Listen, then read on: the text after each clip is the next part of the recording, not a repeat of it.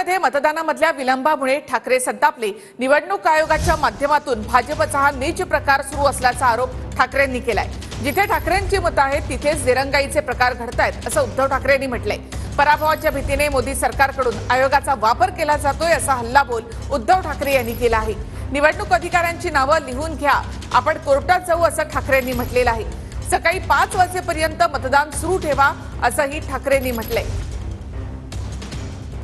Phone आणूनही जरी सांगितलं असेल तरी आत गेल्यावरती जो विलंब लागतोय तो विलंब हा त्याला क्षमा नाही करता येणार। आणि मला तर आता स्पष्ट असं दिसतंय की हा निवडणूक आयोगाच्या माध्यमातून खेळला जात असलेला अत्यंत नीच घाणेरडा खेळ आहे। निवडणूक आयोग ही भाजपची चाकरी करते की काय असं म्हणायला याच्यात जरूर व्हावे। अशा अनेक वस्त्या मी दाखवू शकतो की तिकडे मतदान व्यवस्थित चालले आणि जिथे आमचा टक्का आहे मी तर उघड सांगतो की जिकडे शिवसेनेला मतं पडतायत तिथे हा विलंब लावला जातोय। त्याच्यामुळे मी परत सांगतो की अशी मतदान केंद्र आणि त्याच्यामध्ये असलेल्या निवडणूक आयुक्तांचे अधिकाऱ्यांचे जे प्रतिनिधी बसलेत त्यांची नावं आणा।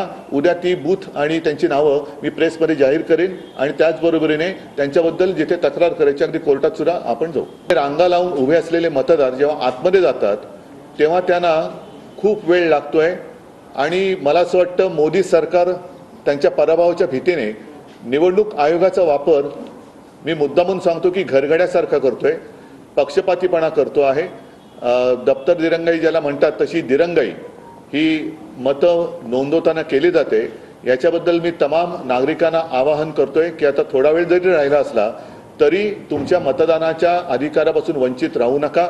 पुन्हा एकदा नागरिकांना सांगतोय की कृपा करून हा जो सगळा डाव आहे मोदी सरकारचा की जेणेकरून तुम्ही मतदानाला उतरू नये, त्यांच्या विरोधातलं मतदान कमी कसं होईल ते बघतायत आणि त्या डावाला बळी न पडता तुम्ही जाऊन मतदान केंद्रामध्ये उभे राहा।